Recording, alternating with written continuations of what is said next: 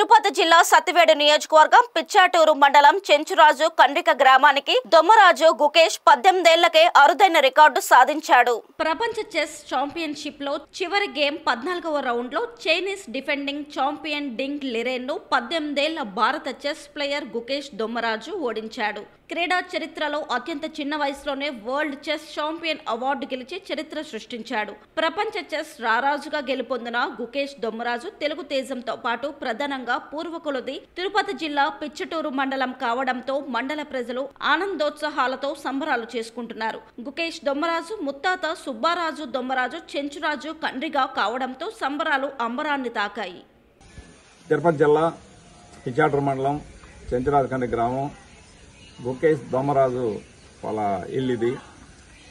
ప్రపంచ chess championship గెలిచిన గుకేష్ దొమ్మరాజు మా ఊరు వాడవడం మాకంతా చాలా సంతోషంగా ఉంది.